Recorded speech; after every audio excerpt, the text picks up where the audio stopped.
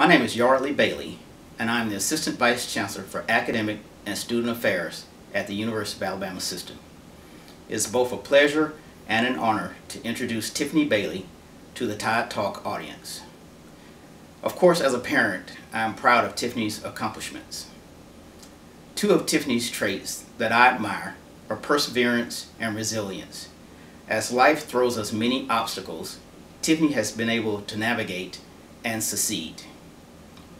Without further ado, I would like to introduce to you Tiffany Bailey.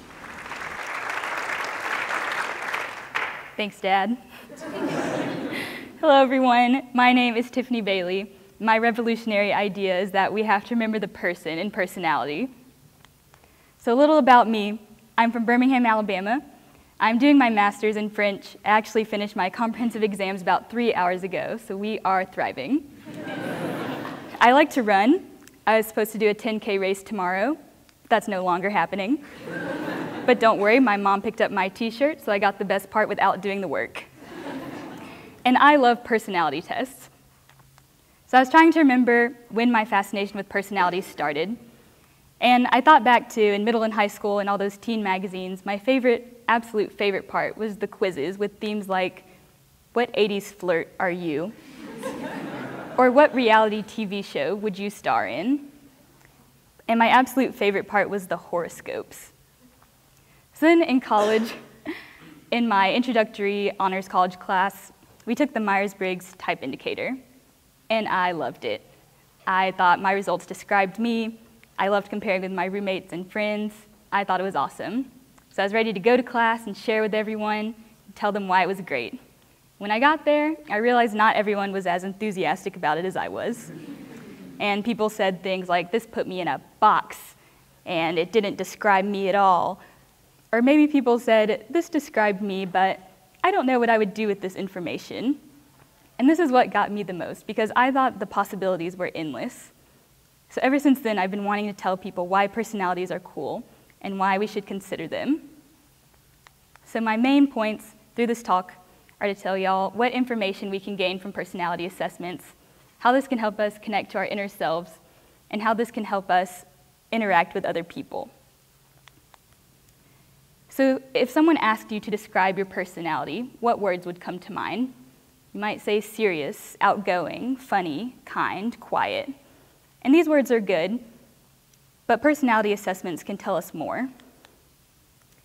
So if you want a quick, concise way to get to the heart of your personality, you might try something like the Myers-Briggs type indicator. And this is a psychological instrument that sorts you into 16 categories or types based on your preferences in 4 dichotomies: introversion versus extroversion, sensing versus intuition, thinking versus feeling, and judging versus perceiving. And this is a good introduction to your personality. And then there's the True Colors assessment. This is a simple assessment that focuses on your learning styles. And at the end, you get a color personality that tells people how you interact. And the goal is to help colleagues and coworkers interact with each other and reduce conflict. Or you might like the DISC profile. This one tells you which trait is your dominant, either dominance, influence, steadiness, or conscientiousness. And based on that information, it gives you one of 15 profiles. And the profile names are meant to capture the essence of that personality type. So they're easy to remember and descriptive for when you're trying to describe to other people. So these are a good way to open the door to your personality, but maybe you want a more in-depth assessment. So then you might try Strengths Quest or Strengths Finder. And this assessment tells you what you're naturally good at based on your natural patterns of thinking, feeling, and behaving. So you answer a series of statements, and you pick which one is most like you. And then it gives you your top 5 strengths. And this is a way to tell people what you're naturally good at and what you would be good at in an environment. Or you might try the Riso-Hudson Enneagram type indicator. This one's becoming more popular. You answer questions, and it gives you a type of your basic personality. And they say that this has been part of your personality since birth. Or you might try the Fascination Advantage, which promises to tell you how to market yourself. So it seeks to give you words to help you sell yourself, and also tell people what you're good at or how you would interact in a certain environment. Or maybe you don't want to answer all these questions at all. You don't want to self-evaluate. These are very introspective tests. Then maybe my personal favorite, astrology, is for you. Just let the stars do the work. It can give you all the same information, basically, about your personality, your behaviors, and your traits, but without answering all those questions. So what I propose, what we can gain from personality assessments, is that our existing patterns of behavior and the new ways we can think about what we do. Personality assessments can help us verbalize what we already know about our personality. And we can also realize that we're not alone. If there's a question on an assessment that you thought is something random that you do or something you didn't think was worth mentioning, that means that someone else has done it too. And this is a sense of personal validation. If you buy into all these personality tests, you think they're valid. If you ask me my personality and I just gave you this sequence of words, this still doesn't mean anything. These are just words that represent greater concepts. So we can't let personality assessments do the work for us. We still have to interpret these results. Oh, if you're wondering why you're like this, there is a reason.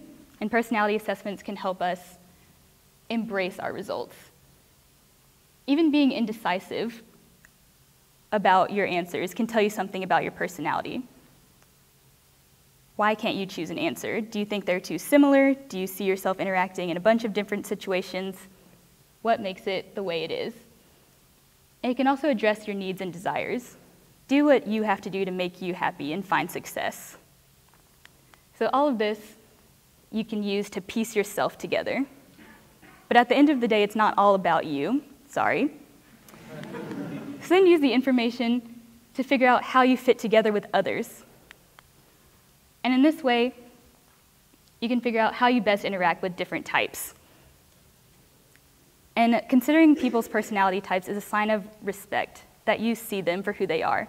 And it also shows that you care. And I think my friends really understand this, so shout out to them for encouraging me to do this talk today, giving me all the reassurance I need, because for an introverted, anxious, logical person like me, this is big, freaking out. But I'm here. And taking an assessment can also create a shared experience. Maybe after you take one, unpack those results with a coworker or a colleague or a friend, see what you have in common, see what differences you have, and this can open the door to a deeper conversation.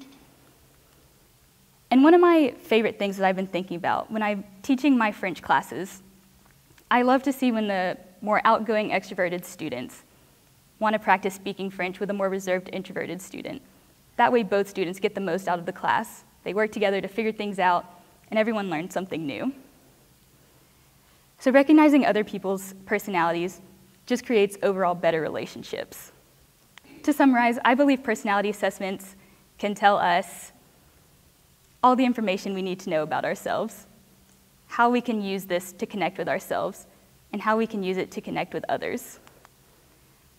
So at the end of the day, you may or may not believe that personality assessments are valid, but our individual personalities are. Thank you.